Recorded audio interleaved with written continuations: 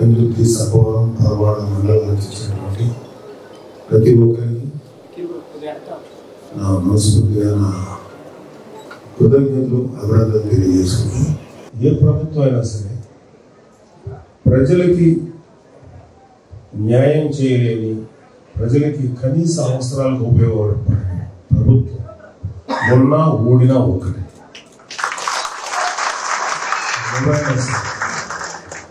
ఎందుకంటే 2020లో corona virus వచ్చింది, చాలామంది ప్రజలు చచ్చిపోయారు.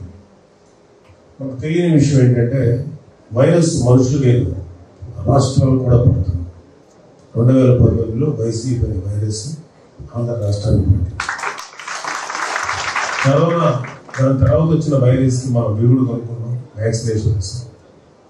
ఇప్పుడున్న వైసీపీ వైరస్కి జనసేన టీడీపీ అలయన్స్ అనే వ్యాక్సిన్ ఉంది. త్వరలోనే వైరస్ లాగా ఆంధ్రప్రదేశ్ పట్టి పిలుస్తున్న ఈ ప్రభుత్వాన్ని ఖచ్చితంగా దించి తీరాలి. ఆ విధంగా మనం ఏ విధంగా ఆలోచించాలి. ఇప్పుడు ఇవాళ దాని మీద మనం గట్టిగా పోరాటం చేయాలి. ఇప్పుడు ఇంకా మాకు గ్రూపులు ఉన్నాయి, లేదా అతను మాకు సరిగ్గా చేయట్లేదు, మమ్మల్ని పిలవలేదు ఉన్నారు. నాకు అవి జరగలేదనే కాదు. ఇప్పుడు మనకి ఎలక్షన్ టైం దగ్గర పడుతుంది, త్వరలో నోటిఫికేషన్ వస్తానన్నారు. మనం వైసీపీని ఎలాగ దించి మనకు జరిగిన అన్యాయాలకి ఎలాంటి పరిష్కారాలు చూపాలో దాని దిశగా ఆలోచించాలి తప్ప నాకేంటి, లేకపోతే సతీష్ ఏంటి, రమేష్ ఏంటి, లేకపోతే విజయ్ కుమార్ గారికి ఇవన్నీ సెకండరీ. ప్రజలకి ఏంటి అనేది ఒకటి మాత్రం మనసులో పెట్టి ఆలోచించాలి. మన ఆడపడుచులకి ఏంటి అనేది ఒకటి ఆలోచించుకోవాలి.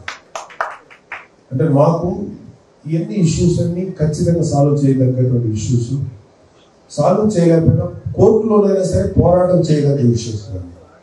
ప్రతి దానికి కోర్టులు ఉన్నాయి. ప్రభుత్వం అంటే మంచి ప్రభుత్వం ఉంటే, అలాంటి ప్రభుత్వాలు ఉంటాయి, వస్తాయి. మనకు రాబోయే ప్రభుత్వాలు. నేను మిమ్మల్ని రిక్వెస్ట్ చేసేది ఏంటంటే, ముందు ఈ అభిప్రాయాలన్నీ పక్కన పెట్టి కలిసికట్టుగా పోరాడాలి. అలాగే టీడీపీ ఎక్కడ నిలబడినా సరే మన జన సైనికులు వాళ్ళకి సహకరించాలి. అలాగే జనసేనకు సంబంధించిన అభ్యర్థులు ఎక్కడ నిలబడినా సరే టీడీపీ వాళ్ళు కూడా సహకరించాలి. ఎందుకంటే మీరు ఇక్కడ సహకరించాలి, చేసినట్టుగా చేస్తే మీరు ఇక్కడ ఉన్న మన జనసైనికులు ఒక టీడీపీ అభ్యర్థులు లేకపోతే జనసేన అభ్యర్థి గురించి మాట్లాడాల్సింది. సో ఎక్కడ టీడీపీ అభ్యర్థి నిలబడినా మనం సహకరిస్తే మన అభ్యర్థి ఎక్కడ నిలబడినా వాళ్ళు సహకరిస్తారు. ఇప్పుడు ఒకరికొకరు సహకరించుకుని ముందుకెళ్ళి ప్రభుత్వం ఏర్పాటు చేసే దిశగానే మనం ఆలోచించాలి తప్ప ఇప్పుడు మనలో మనకి అభిప్రాయ భేదాలు, పొరపరిచయాలు అనేది రాకుండా చూసుకున్నాం. చాలా దుర్మార్గమైనటువంటి ప్రభుత్వం జరుగుతుంది. ఇంకా మీకు ఇంకా ఎలాంటి దారుణాలు చూడాల్సి వస్తుందనేది చాలా భయం ఉండాలి. భయండి ప్రజలకు ఎలాంటి నష్టాలు కలిగేస్తారనే భయం ఉండాలి. ఇలాంటి వాళ్ళని గద్దె దించదు. అంటే ఇవాళ వైసీపీ ప్రభుత్వంలో ఎవరిని చూసినా అహంకారం తలకెక్కేసి నోటికి ఎంత వస్తే అంత మాట్లాడతా, ఎలా పడితే అలా బిహేవ్ చేస్తా, ఇష్టం వచ్చినట్టు ఇష్టారాజ్యంగా ప్రజలను దోచుకుంటా. ఇలాంటి వ్యక్తుల్ని మనం ఎంతకాలం భరిస్తాం? ఇవాళ నేను వైజాగ్ లాస్ట్ టైం కూడా వచ్చి తిరిగాను. ఉత్తరాంధ్ర ఎక్కడ చూసినా ఒక పారిశ్రామికవేత్త జోలుకు, ఒక వ్యాపారవేత్త జోలుకు వెళ్ళారు. ఏదో అవసరమో లేకపోతే వాళ్ళు ఏదో దీనికోసం వాళ్ళ ప్రయోజనం కోసం అంటే. కానీ ఈ వైసీపీ ప్రభుత్వంలో ఉన్న ఆఖరి కార్పొరేటర్తో సహా కామన్ మ్యాన్ జోలికి వస్తున్నారు. ఒక 100 గజాలు ఇల్లు కట్టుకున్నాము కామన్ మ్యాన్, లేకపోతే ఎక్కడైనా ఒక చిన్న హాస్పిటల్లో ఏదో వైద్యం చేయించుకుంటున్న కామన్ మ్యాన్, వీళ్ళని లేకపోతే చదువుకుంటున్న పిల్లలు, వీళ్ళని వాళ్ళ ఫ్యామిలీస్ని వీళ్ళను కూడా వదలండి. మనం గుర్తుపెట్టుకోవాల్సింది ఏంటంటే, ఏ ప్రభుత్వం అయితే సామాన్యుల జోలికి వచ్చి సామాన్యుల జీవితాన్ని చిందరవందర చేస్తూ అటువంటి ప్రభుత్వాన్ని చెవులు పట్టి మెలేసి కూర్చోబెట్టి వాళ్ళని గద్దె తెచ్చడానికి ప్రజలు పరిస్థితిలో ఉంటారు.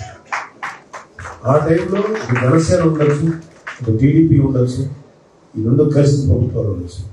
కానీ ఇలాంటి వైసీపీ నిరంకుశత్వ పరిపాలన మాత్రం ఖచ్చితంగా మనందరూ గద్దె దించి తీరాలి. లేకపోతే మన బిడ్డలకు భవిష్యత్తు, మన నెక్స్ట్ జనరేషన్స్ భవిష్యత్తు. ఇలాంటి కాలుష్య వాతావరణమే ఉంటుంది, ఇలాంటి ఉపాధి అవకాశాలు ఎక్కువై ఉంటాయి.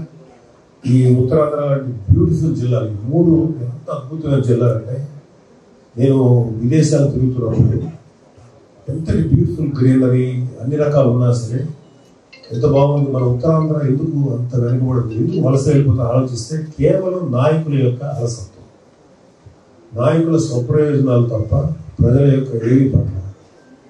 ఒక యాంగిల్లో ఆలోచించినప్పుడు నాకు కొంచెం బాధ కూడా వేస్తుంది. ఎందుకంటే ఎక్కడైతే అమాయకత్వం ఉంటుందో, ఎక్కడైతే ఒక తెలివితనం ఉంటుందో వాళ్ళని చాలా ఈజీగా దోచుకోవచ్చు. అంటే తప్పుగా అనుకోకండి, ఉత్తరాంధ్ర ప్రజల యొక్క అమాయకత్వాన్ని, వాళ్ళ మంచితనాన్ని ఇప్పటిదాకా వాడుకుంటున్నటువంటి ప్రభుత్వం ఈ ప్రభుత్వం. చాలా మంది ఇప్పటిదాకా వాళ్ళ అమాయకత్వాన్ని ఉపయోగించుకొని వాళ్ళని నాశనం చేస్తున్నారు. డెఫినెట్గా ఉత్తరాంధ్ర జిల్లా అంటే ఇవన్నీ వస్తాయి. ఎంత బ్యూటిఫుల్ ఏరియా, ఎంత ఫర్టైల్ ల్యాండ్స్ ఉన్నాయి, ఎంత వాటర్ సోర్స్ ఉంది. అలాంటిది ఇక్కడి నుంచి మనకి పనులు దొరక్క వలస వెళ్ళిపోయే పరిస్థితి వచ్చిందంటే ఎంత దుర్మార్గమైనటువంటి పరిపాలన జరుగుతుందో చూడండి. ఖచ్చితంగా చూడండి, మీరు జనసేన టీడీపీ అలయన్స్ ప్రభుత్వం మీకు ఖచ్చితంగా మార్పు తీసుకొస్తుంది. ఖచ్చితంగా ఎంత దుర్మార్గమైనంటే మేము అందరూ చూస్తుంటాం కదా. ఒక సుధాకర్ గారు ఒక డాక్టర్ కరోనా టైంలో మాస్క్ తీయగలడని అతని మీద పగబట్టేసి అతని రోడ్లకు ఇచ్చి ఆఖరికి అతని చావుకు కారణమైంది వైసీపీ. కొన్ని వందల మంది జీవితాలను బతికించగలిగే డాక్టర్ అయి ఉండి వీళ్ళ చేతుల్లో చనిపోయాడు. అది చాలా చాలా బాధ అనిపించింది సంఘటన. అలాగే చాలా మంది వీళ్ళ రౌడీజం, ఫ్యాక్షనిజం బలైపోయినటువంటి సందర్భాలు మనకు తెలిసి, కొన్ని తెలియక ఇంకెన్నో ఉన్నాయి. అంటే ఈ రాయలసీమ కడప నుంచి వచ్చినటువంటి కొంతమంది వైసీపీ ఫ్యాక్షన్స్ ఇక్కడ మీ అందరికీ తెలుస్తుందని ఎంత ల్యాండ్ కబ్జా గురైంది వైజాగ్ చుట్టుపక్కల ప్రాంతాలు, ఎంతమంది జీవితాలు నాశనమైపోయాయి. సో ఇలాంటి వాళ్ళు ఎంతకాలం భరిస్తాం, ఎంతకాలం మనం భరించాలి. కేవలం ఉత్తరాంధ్ర ప్రజల మంచితనం, అమాయకత్వాన్ని వాడుతున్నారు. వాళ్ళ కోసం కనీసం ఇంత పనిచేసి వాళ్ళ జీవితాలకు మార్పు తీసుకొచ్చు. ఉత్తరాంధ్ర నుంచి వలస వెళ్లకుండా కనీసం మనం ఆపగలిగాం. ఇప్పుడు వాళ్ళకి వాళ్ళుగా బతకగలిగేటువంటి అవకాశం, లేకపోతే ఉపాధి కల్పించగలిగే అవకాశం మనం ఇచ్చాం. ఇది కదా ప్రభుత్వాలకు కావాల్సినటువంటి కనీసపు అవగాహన, లేకపోతే చేయాల్సిన బాధ్యత. సో దయచేసి మీరు గట్టిగా ఆలోచించండి, ఎంతకాలం భరించాలని ప్రభుత్వాలు. అంటే ఈ రాష్ట్ర ప్రభుత్వం ఎంత దారుణంగా తయారైందంటే, ఒక ఆడపిల్లకు అఘాయిత్యం జరిగితే హోమ్ మినిస్టర్ అయింది, ఒక మహిళా మినిస్టర్, హోమ్ మినిస్టర్ అయింది, ఆడపిల్ల బయటికి వెళ్ళి అత్యాచారానికి గురైతే ఆ తప్పు తల్లిది, తల్లి సరిగ్గా పెంచాలనే దుర్మార్గమైన మాట మనం ఈ రాష్ట్రంలోనే పెట్టి ఇక్కడే దొరుకుతుంది. వాటికి ఎక్కడ వెళ్ళరు. యూనో ఆడబిడ్డను రక్షించుకుని ఇంట్లో కూడా ప్రతి తల్లి చూసుకుంటూ, తండ్రి చూసుకుంటాం. ఆడబిడ్డ బయటికి వెళ్తే ఆ బిడ్డ రక్షణ చూసుకోవాల్సింది ప్రభుత్వ వ్యవస్థ, పోలీస్ వ్యవస్థ. అలాగే ఎవరో ఒక ఇంటికి వెళ్ళి ఒక మహిళ మీద అఘాయిత్యం జరిగితే ఎవరైతే అఘాయిత్యం చేయబడ్డారో పాప మహిళకు సపోర్ట్ లేకపోగా పాప అఘాయిత్యం చేయడానికి వచ్చినాడు గౌక్కుని అప్పు అడగడానికి వచ్చి గౌక్కుని రేపు చేసేయాడని చెప్పి ఆవిడ మాట్లాడుతుంది. నాకు టోటల్ కన్ఫ్యూజన్, ఏంటి ఇలా మాట్లాడతారా? ప్రభుత్వానికి సంబంధించినటువంటి మినిస్టర్స్ వీళ్ళ ఇలా మాట్లాడారు. మన బొత్స గారు, గౌరవనీయులు బొత్స గారు నాకు అనిపించిన గౌరవం. కానీ ఆయన కూడా చదువు ఎక్కువైపోయి నిరుద్యోగం వచ్చిందంటాడు. అది ఏమన్నా